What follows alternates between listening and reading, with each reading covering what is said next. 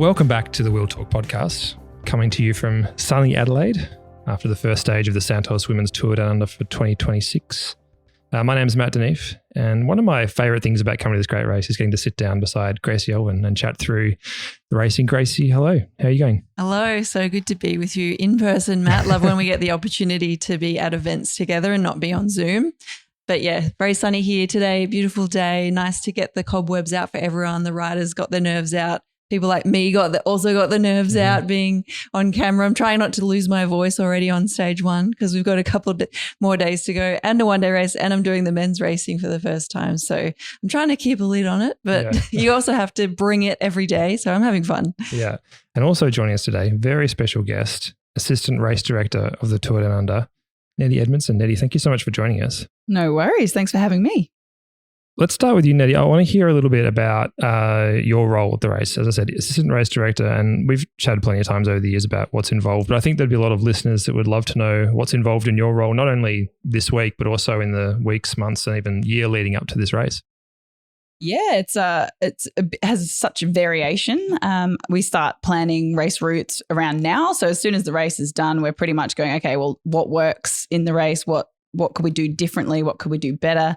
Especially when it's when you're not sure who's going to line up on your course as well. So when we were planning this year's event, we didn't know we were going to have 14 Women's World Tour teams on the start line. So yeah, it really does change the dynamic of the race and how it plays out. And different climbs race differently when you've got 14 Women's World Tour teams and of course the national team, as opposed to having Pro Conti teams, continental teams, or even club teams. So I guess we start watching how it all unfolds, and then my Carly Taylor and I came on board to try and help really boost that women's race. So yeah, we're trying to make the stages a bit longer, a little bit more gnarly, trying to add another stage in there. So that's our goal. But yeah, so we'll have to work out with the organisers and then also the sponsors and the councils, and there's so many people involved for us to get approval. So we often actually design a fourth stage for the women. So I know that's been a big hot topic for a very long time. And so we actually, for 2 years in a row, have designed a fourth stage. And so, yeah, it's just whether we can find the resources to make that actually happen. We ended up having the introduction of the women's one-day race last year because we couldn't quite add a women's world tour event on the same, like straight after the 3 days of racing, but we could add a one-dayer because it fit well into the program. So there's so many loopholes that we have to jump through to try and get what we want on the page. And so we weren't able to get 4 this year, but we always push for that every year. It is a priority of the entire organisation. I know Stu is really passionate about it too. So yeah, we've got to come up with what we think would look good for South Australia. We want to show off the best zones that we've got, the beaches, the hills, up north in the Barossa. There's so many regions to explore. And I think that's one of the exciting things about our races. We've got so much to show off, and the territory is just fantastic for riding. So yeah, it's like what works, what makes a great race, and then also what works well with the men's race. So we obviously whilst my priority or main area is the women's race, the men's race is what has the history here. So we're in our 26th year of the men's race, and it's been absolutely growing every single year. And that's what brings majority of people to to Adelaide. And so we will need to keep that going well, and then use that to help boost the women's one. So yeah, that's, I guess, the first stage of the role is let's map out these racing courses. So yeah, that's alongside Carly Taylor, Assistant Race Director, and Stewie O'Grady, who is the Director of both.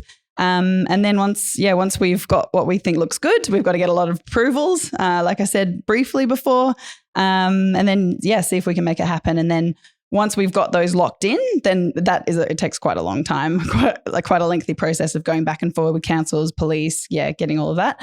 Then we head over to Europe, and it's usually around July, around the Tour de France sort of time, Tour de France Femme. So head over to try and have a chat to some of these teams and see if they're interested. Try and motivate them, try and get them to send their best teams over here. And then, I guess we're at the highest level of racing, we're a Women's World Tour event. So we want to show off the best riders as well. So yeah, we're very excited to have Magdalene Valieres here in our state, and yeah, to have the world champion rainbow stripes out there is a huge asset for us. So that's one big step. 14 women's world tour teams. They're really strong as well. I'm sure you've noticed the caliber on that start list. So yeah, that's the next step in my role. So I'm more teams based. So team relationships, talking to all the teams over in Europe. I did that also during the classic. So I headed over a little bit beforehand whilst we're still trying to get those stages set. Each year we try and get things done earlier and earlier because it does make it easier, but it is still hard.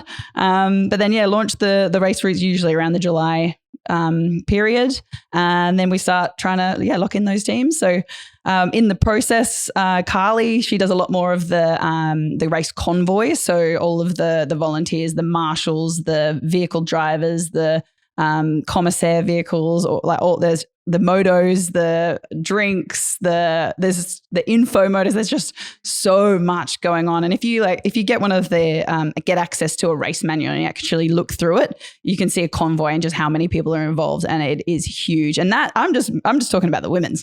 Then you got to do it for the men's, and you got to replicate that day after day. We do have a bit of overlap, but yeah, we have a women's 1-day race, the Vanguard 1-day race on Wednesday, which is a double day. So we do have to double up with some people, and we've managed to call in some motos to help over in Victoria, bring them over, because there's so many things to think about. Yeah, it's a massive job. And I think people watching on TV, if they're not as familiar with bike racing, you're only seeing such a small part of it on the screen, aren't you? And there's so much behind the scenes to organize, not only the weeks leading up, but the whole year. Massive operation. Yep.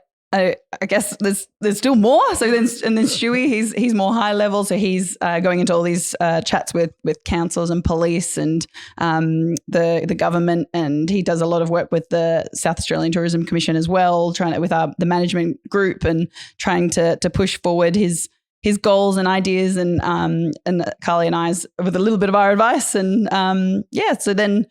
And then he obviously he kind of double dips in both areas as well. So a bit more of an overarching role. And then when it comes into event, then we just help out on the ground where we can. Pretty much we're very lucky at the Event South Australia. We've got this huge team behind us. Some of them work all year round on this. With Event South Australia, we've got 3 major events. And so some people are part-time just on the tour, but if you go into the tour office on level 1 of the Adelaide Hilton, you'll see just how many people are involved behind the scenes. And most of the work is done before we go.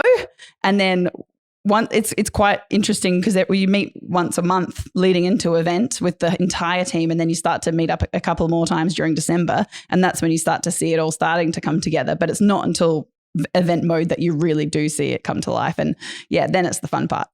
It's great to hear how invested the team is on the women's side of the race, and like people like us who have been around this race know that, but it's cool that you've said it, that they do care. We would love to have a 4th day of racing. It really is hard. It's a puzzle that you've all got to put together, but maybe putting on your rider agent hat, I'm interested to just know what your thoughts are around how that has changed in terms of opportunities for development riders. Like, it is so awesome to have all of the World Tour teams here, but it does reduce some of the opportunities for our Aussies to race. And this race historically has been an amazing opportunity for some of our domestic teams or continental teams or more of that developing level of rider to come and race against lots of the world's best. So what are your thoughts? I know you're probably hamstrung by UCI rules more than anything in some ways. It maybe we've had some great suggestions from our Discord members about maybe if we only had teams of 5, or could we have some more flexible rules off the European continent around who is allowed to race. I'd love to know what you think there in what a nice balance is, or is just having the Aussie team, is that enough? Yeah, it's a very good question. It is. It really is. My goal would be to have more women's teams on the start line. So we are just hitting our requirements as a World Tour race in terms of numbers, but with more teams comes more money. So constantly on the hunt for sponsors to try and make this possible. We're very grateful for the sponsors we do have, Santos being one of those. They've been around since 2010 and we're huge with the step up to Women's World Tour in 2023, equal prize money for men and women, very first to do that in 2018 in the globe. So yeah, we're very grateful for the sponsors we do have, but yeah, we're always on the hunt to raise a bit more, because then we can bring more teams out. We can host them with everyone's in the Hilton now, so it's right opposite the Adelaide Tour Village. So it's it's quite different to when you and I were racing back in the day. How good they've got it. Yeah, we used to stay in school dorms or something. That was still good, but it's nice to be at the Hilton. Yeah, no, absolutely. And yeah, I think Gene Bates, one of our old DSs, Director Sportives, I picked him up from the airport the other day, or at least met him before he jumped on the bus with the team. And he said, quite different to the day that we were here racing. I think must have been 10 years ago. I tried to work out. So I think 2014. And yeah, going to a start in the middle of nowhere in the dirt car park, just in the back of a camper van, pretty much. Like it was, it's completely different. It's so exciting to see that shift and see that growth. But at the same time, as you say, the UCI rules have now said that continental teams aren't allowed to race. So if we want a continental team there, then we have to get approvals. Sometimes the UCI do let you have approvals, but it was decided that because of that big step of having this level of racing here, we wanted to just see how that would pan out. We do have the national team here, as you said, so that's a great opportunity for some young riders to really just get that baptism of fire. I do remember Ali Wollaston actually and Ella Wiley. They were in the national New Zealand team a few years ago, and they were in the similar boat where they absolutely suffered, and they went through the circuit just hanging on for dear life, and now here they are winning races. So you've got to start somewhere. I do think the level is a lot higher now. So our first year under 19s in our Aussie national team, it's going to be challenging tomorrow and the next day. But yeah, I think the Women's World Tour racing provides such great exposure for this race in Australia, and I think it does have a big impact on trying to get people on bikes. And from that, we've got the best riders in the world coming down, which does have an impact as well. I'm hoping that we can inspire more people to do it with the caliber and quality coming down. But yeah, I think I would love to have more teams on the start line. We can take more if we can support them, so that way we can filter down into more of the pro Conti level, and then maybe try and get a continental team across the line, because we don't have many of those on this side of the hemisphere, and it is a great opportunity. The downside is though, is that level too high and too fast? And there are risks involved when there's riders that aren't as experienced. Do they add a bit more of a risk in the peloton? The skills might not be quite there, or the fatigue hits earlier, which impacts the skills. So we also have to look after the riders that are coming here. So it's a great debate. Yeah, that's for sure. But you've given us some really great answers there, and a bit of really interesting insight too into the organisation, the decisions that are made. So thanks. Let's break down today's stage, because there is quite a bit to talk about. 137.4 kilometres today, I think, was the longest stage in women's TDU history. Yep. Which is a great development, obviously, and a trend we're seeing throughout this race, actually, with really long stages. It was a reasonably sedate start to the stage. The race was all together for the first hour or so. We saw Olivia Baril from Movistar taking bonus seconds at the first sprint, and it wasn't until about 100 kilometres to go that we saw Alessia Vigilia from X Mobility in her first race with the team, getting away on some rolling hills. She was very much expecting or hoping to be joined out front. She very much was not. She spent the next 100 kilometres more or less out the front on her own. The peloton was largely controlled by FDJ United Suez, largely by Amber Crack, who did an amazing job on the front for a lot of the day. They were riding, of course, for Ali Wollaston. And everyone seemed pretty happy just to be rolling around really for a good chunk of the stage there. Vigilia got a gap of 3 minutes 25 at a maximum. And around 37 Ks to go, we saw SDOX Pro Time send Julia Kopecky to the front to help bring the gap down a little bit. It did come down, but maybe slower than we expected. And with 10 Ks to go, Vigilia still had basically a minute's advantage. 3 Ks to go, she still had 40 seconds, and it was looking very close, as if she would stay away. Like we saw on the first stage last year with Danique Hangeveld, who got away solo with 50 Ks to go and managed to hold on, thwarting the sprinters. There's a crash with just over 2Ks to go with Georgia Baker and Katia Ragusa, the worst affected from that. And then Virgilia, after an amazing ride, was only caught in the last 250 metres when Ali Wollaston stepped out of the bunch and just blasted open a gap to win the stage in pretty convincing fashion, with Josie Nelson second from Picnic Postinel and Femke Giritsa from SD Works Pro Time finishing third. Bit to unpack there. Why don't we start with Virgilia's ride out front? Nettie, what did you make of her time out the front there? Such a long time to be on your own at the front of a bike race. Yeah, it was impressive, really impressive. I think when we designed this course, we had hoped it had been a little bit windier. Normally it is down that way. So we'd hoped that the bunch would split a bit more, or people would try and take that GC by surprise. To just have the one dangling out there was a tough one for her. And yeah, you could see her looking around hoping to bring someone, but she committed to it, and yeah, she got that gap of 3.5 minutes. It was pretty solid gap. But then, yeah, we all expected the teams to rally, and on these big wide open courses, there's some fast sections as well. So we assumed that the teams would get organised and really bring that down quickly. I assumed with it by around 10 to go, and then, or at least close it quite significantly. But all of a sudden, the chance was there. And I just, especially after last year's stage one, I really thought that, that things would be taken control of a bit earlier, especially by FDJ with Ali coming second. So they obviously stuffed it up a little bit last year. So and it's a big one to win the first stage. So Zipstrack stage one means that you'll be in the Oka jersey the following day. So it's huge. There's a lot on the line. But yeah, Alessia was amazing. I think, I'm not sure whether she tactically did that to hold back just that little bit of that 10%, and think it was coming down, but then actually squeezed. But it also looked like there was a little bit of confusion in the bunch. It looked, I chatted to one rider who said the wind actually changed direction, and she was surprised that people weren't swapping the direction of that they were moving in. So I think that there was a bit of strangeness happening within the bunch. You saw some teams putting some people up, like one or two riders, but there wasn't. Other than FDJ, they did a good job keeping it at 3.5. But other than them, I really didn't see a full commitment until AG Insurance Sudal brought it right up to the front with Alex Manley. But yeah, 250 meters to go. Yes, well, just before that corner, coming around that last corner, and you knew she had this uphill drag. It was just so exciting because you're like, I thought she might be able to hold on from that last corner.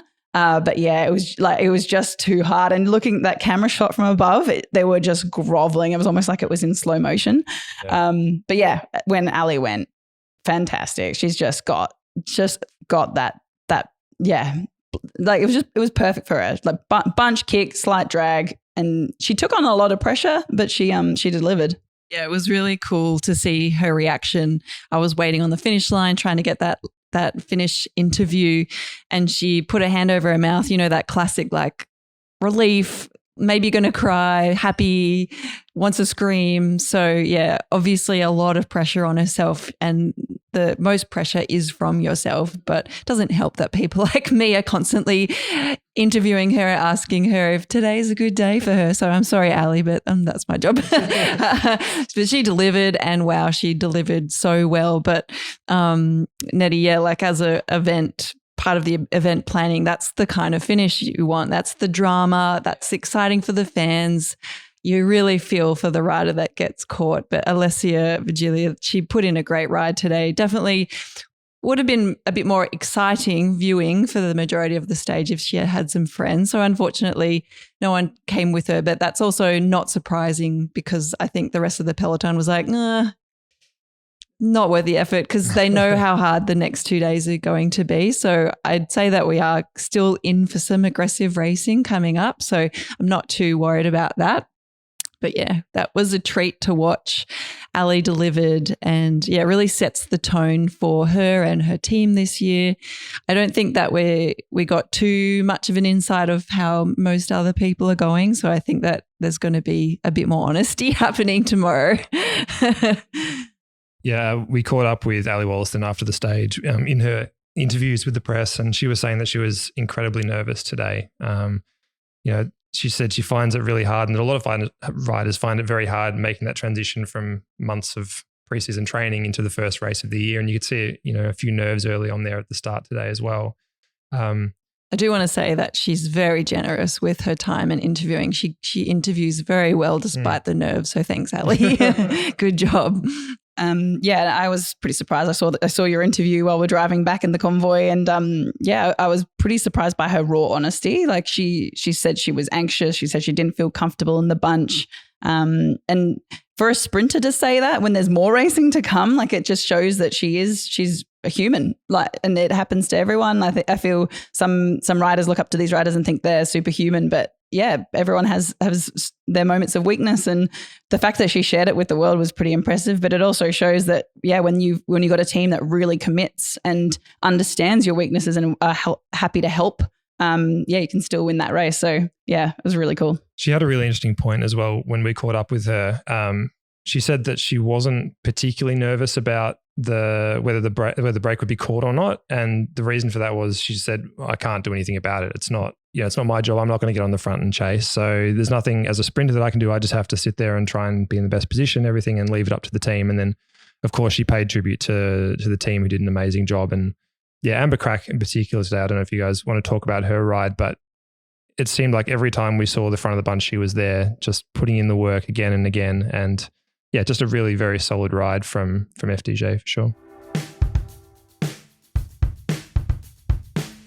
Nettie, I know you have to run, but before you duck off, do you want to tell us a little bit about tomorrow's stage? We've got these laps finishing in Paracombe. Looks like a really lumpy stage on the profile. What can you tell us about the stage and maybe the sort of riders we can expect to be fighting for the win? Yeah, it's pretty challenging because I know these roads like the back of my hand, but I know them at my pace. Yeah, which is not that fast going uphill. So it's always very interesting to see how it unfolds with a fast peloton. And I remember that from my days as a pro as well, when the Tour Down Under would come to town, even when I was fit, and I would go, okay, this has got to be a hard section. You got to be wary of this. And we would go over it, and I would go, hang on a sec, that was it. So the peloton can make such a big difference. So it also depends on the wind. So tomorrow is a new stage start in McGill, so we're excited to have that council on board. So we'll be heading up Norton Summit, which is a very famous climb in Adelaide. It's probably the most popular, to be honest. It's long and smooth, about 5% it feels average gradient, but we've added a few extra bits at the top there to change those stats. But yeah, it's not too steep. It can be ridden fast. It'll just depend on what teams are wanting to do. But I'm hoping that we'll see a bit of a break go up the road. We have FX Queen of the Mountain up in Ashton, so that will signify the top before we go through the Adelaide Hills, which they're pretty grippy roads as well. They're quite dead, so they do take a bit of work. So just depends on if there's a break and they're working it versus the bunch kind of being okay. It's quite windy as well, so breaks can get out of sight, out of mind really quickly. But then we'll be going along the flats around Bauhana, Oakbank, Woodside, through Lobethal, where we'll see our first zip track sprint. Then we head across and through Gumaraka, and then the fun part starts. So second FX Queen of the Mountain is in Forreston before going through Kersbrook, and we have 3 laps up in Paracombe. So I know this circuit pretty well. Normally I used to go the other direction, so we'd use that circuit for motor pacing. But yeah, at the end of a race like this, it could really break things up. They're also quite dead roads. It's undulating, it's constant, but it's not too hilly. So I'm not expecting to see the pure climbers left over, but I'm expecting to see a reduced bunch. And I really think it's the type of course that we can see a lot of aggression. With this caliber of field coming down, I'm really excited to see who does show their face at the front. I think Noemi Rugg is a good type of rider for this stage. I think this is the best one for her. Maybe also from Team Visma, I'm looking at Sarah Van Dam actually. She's quite good at climbing, gets over these punchy things but can recover quite quickly, but also just punch over the shorter ones. So especially with the 3-lap circuit. But yeah, I reckon they're my 2 top tips. And yeah, the fact that they're coming back, Sarah Van Dam's got a brand new team. They've got a lot of hitters in that team as well. So whoever they're working for, I'm really interested because there's Marion Bonell, young French superstar. Is she targeting the final stage, or are they going to work for GC for all the three of them? And then also with Noemi, she suits this race. But what about stage 3? Does Magdalene Velliers want to put a hand up for that race? What form are they in? As you said earlier, Gracie, it was a bit more of a flatter stage. We didn't quite get to see where the form was at. I did notice Magdalene was sitting last wheel most of the race when the team was in a line. Does that mean anything? Or I'm really interested.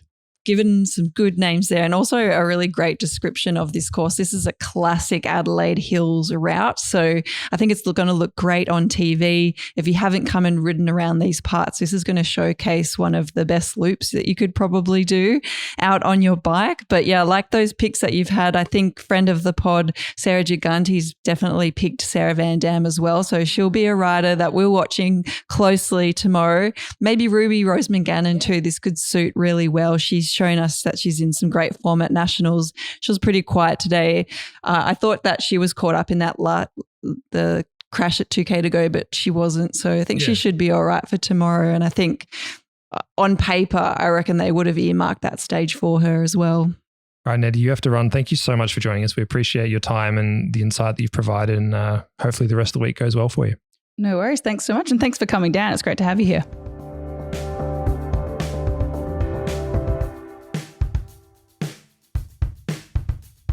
Well, how good was that? She gave us some awesome insights, didn't she? Nettie has been a champion athlete herself. She's won races here in previous versions of the Tour Down Under, and now having that insight from the event team, that's pretty cool to hear some of that stuff that goes on. Yeah, she's great. She's such a passionate member of that team, and always very generous with her time as well. Always up for a chat. And we appreciate her swinging by and giving us that insight.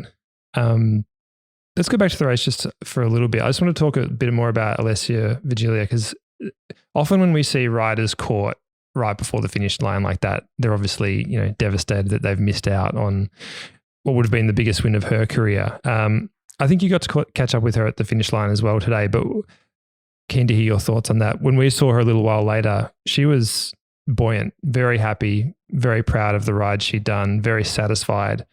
And I just thought that was great to see. First ride with the new team, took it on out there on her own, and I thought that was a great result. Did she seem that way as well as immediately after she crossed the line? Yeah, look, I got her at probably one of the harder moments because she just was exhausted and so much had happened. But even then, in that interview only minutes after the race finish, she had this great aura of pride in herself despite being very tired and probably a little bit disappointed.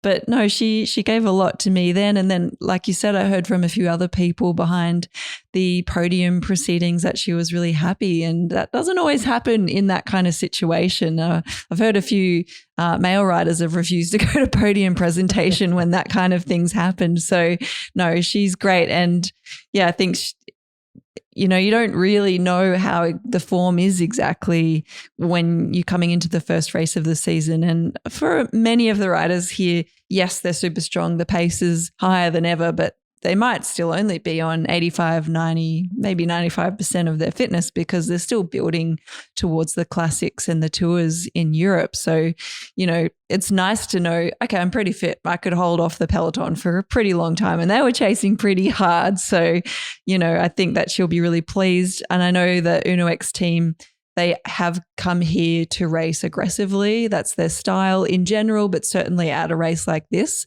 And historically, they've race like that here before. So she's, knows what is kind of expected of her in that particular team. They're probably realistic. They know that they're not necessarily here to win stages, but they can have a crack at it in their own way. And she did a great job of that. So I think that was, one of their goals has been achieved already. Get some camera time, show you're strong enough to almost win. So I think that's a really great start. And I definitely think we'll be seeing some more red and yellow jerseys off the front in the next couple of days. Yeah, I agree. And she got a couple of nice prizes as a result of her ride today. She's got most combative, as you would expect, being 100 Ks off the front by yourself. She also leads the QOM classification. And And that's a really interesting one, actually. We saw some interest there today from a couple of riders that are quite interesting to me for the QOM. Gaia Riolini from Little Trek seemed quite interested. She was up there fighting for points at the first QOM, a rider that we'll almost certainly see when we get to the Corkscrew Road climb on stage 3, a brilliant climber. And then Paula Blasi from UAE Team Emirates, who is a rider we've heard a little bit about in the last season. She's in her first full season in the World Tour this year. She rode really well at L'Avenir last year with 6th overall. She won the opening time trial at Tour de Romandie last year. She's the Euro Under-23 road champ.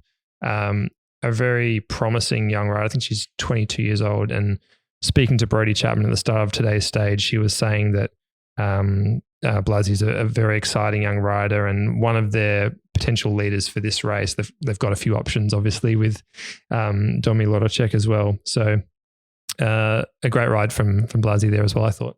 Yeah, certainly. It's funny on the stage 1 to see who wants to play the game in some of the smaller jersey categories. And, you know, it's almost like they're playing poker a little bit with those classifications, because they're kind of like, are you going to go? Are you going to go? I'm going to take the points.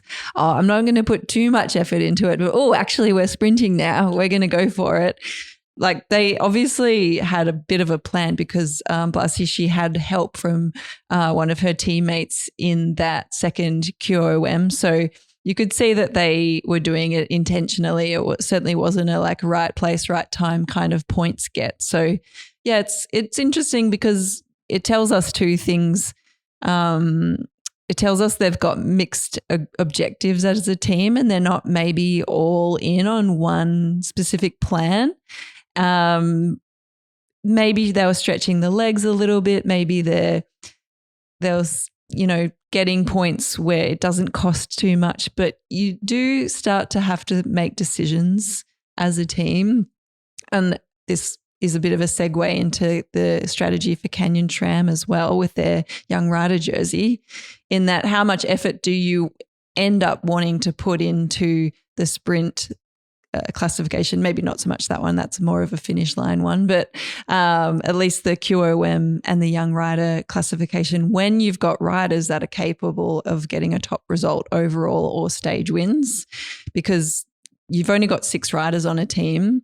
Are you going to spend one of those riders helping in that intermediate classification, or should you spend both of those riders to help your leader? You know, like, some teams can do it well. Some teams try and go for it all. STUX, classic for that, maybe. So, but I don't know. At this point of the season, I feel like if you've got a top rider, it's questionable whether you should be doing that. So I'm keen to see how that plays out for the UAE team. But also, I had a chat to the Canyon Tram Zonda Crypto young rider, Justine. I'm going to butcher this name. I'm very sorry. Chapla. I'm going to have to get better at that. So nice to have a new name to talk about. She was thrilled to be wearing the white leaders jersey. And in the interview, she said that it is an objective of their team. It was one of their goals to see if they could get her into the white jersey. So yeah, because it's an objective, that means that they're going to intend to keep it. So they're going to be definitely prioritizing her a little bit. Do they prioritize her with another support rider? They have Neef Bradbury, who's in some pretty good form. I think she's a bit of an underdog for the overall GC, but I think definitely she's capable of an overall win here, if not a podium. So I would definitely be putting a lot of my effort towards supporting her to an overall win. And also they've got Chloe Dygert that's capable of some stage wins. So I'm not quite sure what happened with her today, but I'll try and get some of that info tomorrow. So yeah, it's interesting to see how some of these teams have to strategize how they spend their energy for those classifications outside of their bigger objectives. Yeah, and speaking of those minor classifications or those managing your resources, the intermediate sprints often play such a crucial role in this race, both the women's race and the men's race, because historically the tour has been decided by such small margins. It's often really important to be going for those bonus seconds. And we saw a little bit of that today, maybe not as much as we normally do, but we definitely saw, like I mentioned before, Olivia Baril from Movistar, who managed to snag 5 bonus seconds today across the two bonus sprints. And it seems to me that signals that she's going to be a factor for Movistar in the GC. Yeah, I think that was really interesting too. It also tells us a couple of things. It tells us she's probably in good form to be able to get those maximum points. She's a very versatile rider, and she can certainly be one to get a top result here overall in GC. So is she trying to buy herself a bit of extra time, a bit of buffer? Is that a good use of energy? Or is she soaking up those bonus seconds for another one of her teammates that is also in good form who would like to go for the overall GC? And it's a bit of a red herring, I guess. So, yeah, it's interesting to see how that team will play it out. But look, Baril looks like she is coming into this tour with some good form.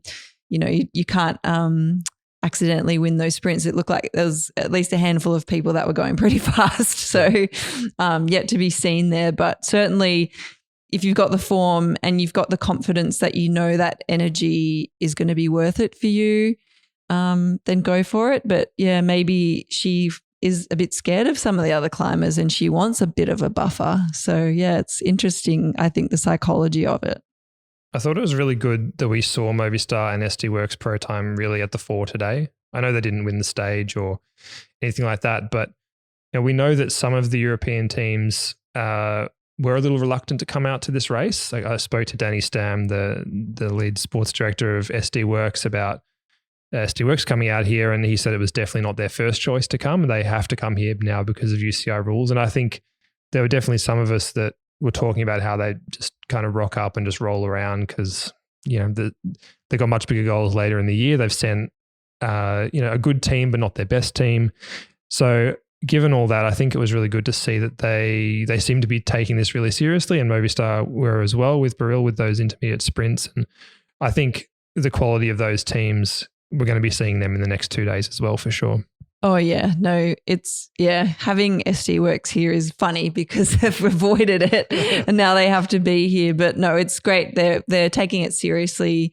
They're treating the race with respect, and I really had Femke Gerritsen as one of my favorites today. I thought, never been to Australia, wins the first race. That's a classic SD Works move. Yeah. They didn't quite get it today, but yeah, that was a big danger. But yeah, look, I was joking in commentary that SD Works doesn't have a B team. So, but yeah, of course, like we don't have Lotte Kopecky here or Wiebes or Van der Breggen, but still like their list of riders is still really impressive and they win big races in Europe. So yeah, it's kind of true that they don't have a B team, but looks like they're here to be serious. And I don't think you can really take that instinct away from a rider though. If you're in a race, you're going to do your best. Particularly if you've flown all the way around the world to be here. Yeah, exactly. So, yeah, I don't know if they'll complain mid-season or at the end of the season that it ruined their prep or whatever, but for now they're being good and respectful. So, yeah, I don't think we've seen the last of SD Works yet. I think today's stage was a nice warm-up for them. You mentioned Chloe Dygert before briefly, and like you, I'm not quite sure exactly what happened with her day. I think she ended up 10th or 15th or something like that in the sprint. But I just wanted to talk about her appearance in the pre-race press conference. Before a big race like this, there's always a press conference with a bunch of riders from different teams and race director, and they kind of talk about what's coming up in the race and what to expect and whatever else reporters want to know about. And Chloe Dygert was on that panel for us yesterday, and she's a rider that I know she's controversial and a lot of people have varying views about her, but as a reporter, she's great. She's one of those riders that always gives a really good quote, and she's always willing to tell you exactly how she's feeling, and that's a really exciting thing. And she had this great quote about, she said, I'm sick of losing. So this year I'm really focusing on making sure it doesn't happen much, and just kind of said with this wry smile. And we've talked before about, what is she sick of losing? No, I understand how she would feel, but it's funny. It's a very Dygert quote, isn't it? It is, yeah. We've talked before about her psychology and how absolutely driven she is to win bike races. And I just think it's always interesting to get an insight into how she approaches bike racing, even at one of maybe not one of the smaller races of her season, but definitely at the start of the season when she's got bigger goals ahead. And she was also asked about, that horrible crash years ago at the Worlds that, has had such an impact on her career. And, she's talked about it in the past, but I just thought it was really interesting to bring up how she described that, because I think I didn't have a full appreciation for just how much it affects her. And I'll just read out the quote because I think it is instructive. She says, "The injury definitely takes a toll on my life every day, even off the bike. I'll never be the same rider I was before. To me, that's the hardest thing. Every day I have to wake up and putting my socks on hurts. It's something I have to live with." And then she talks about how blessed she is that she's even got a leg. She still has her leg after that crash. And so she's very happy to be sitting here doing everything she can to get on that top step. But yeah, just interesting to get her perspective on that after 5 or 6 years after that crash. And you see her after a hard effort, and it's clear that it still takes that toll. Oh yeah, even just seeing some of the things that she posts on social media, like she still has to do so much rehab and treatment. And like you said, often you see her in a lot of pain at the end of a race. She's often cramping. And she still calls it her baby leg. She has to do so much extra work in the gym on that leg. It's incredible. And yeah, it's tough to hear, isn't it, that she's probably in pain a lot of the time. You don't wish that on anyone, to have chronic pain or chronic different ability just from something like that you can never take back. And that also goes for knowing that despite her amazing achievements since that crash, which are incredible in themselves and even more incredible because of the crash, she'll always think, how much better could I have been without that crash? I could have been the Serena Williams of cycling, could have been the greatest of the greats, and she's already a great. So, but we know what her mindset is. Winning isn't enough. Winning everything is barely enough for her. So it's a tough thing. It's a weight that she has to carry, and it's a weight that she would have carried despite that crash, I think, just that mentality. But having that would be really difficult. But yeah, she's certainly gives good interviews. It's a good story. She refused an interview from me today, unfortunately. I think she was a bit interviewed out, apparently. Right. But I'm sure I'll get her tomorrow, hopefully. But yeah, she's pretty honest. Certainly at the team presentation, when all the riders come up on stage in front of the big village full of people, she was very Chloe. I was trying to, I can't even remember what I asked anymore, but just some of the objectives of the team and for her. And she pretty much just, you could tell she was getting jack of my questions, and she's like, "We're just here to win them all. Why not just win them all?" Like, yep, that's a Chloe thing to say. Thank you. I'll leave you alone now. Do you think tomorrow could be a stage for her? Oh yeah, for sure. Look, it's if it's going to suit someone like Ruby, it'll suit someone like Chloe. She can climb pretty well. She's I would never say that she's a pure sprinter, but she can hold her own in almost any kind of sprint. And she can get around a hilly day. She's got a massive engine. Like, she's an incredible athlete. So it really just depends on her mindset and where her form's at, because we didn't really get to see that today. No. So we're still big question mark around Dygert, but never count her out, that's for sure. Yeah, she won the stage into Stirling last year, which is, I think, a pretty similar finish to what we've got tomorrow. We've got that kind of tough uphill drag to the line, and we saw her racing last year with like a real patience that she hasn't always shown. So I think if she can pull it all together tomorrow and race patiently and is on a good day, then we might well be talking about her again. For sure. Just a quick update. I just got a message through from someone at the Green Edge team about Georgia Baker and Ruby Roseman Gannon after their crash today. It sounds like Georgia Baker she's banged up her left knee pretty badly, but will be able to start tomorrow's stage, which is a great result.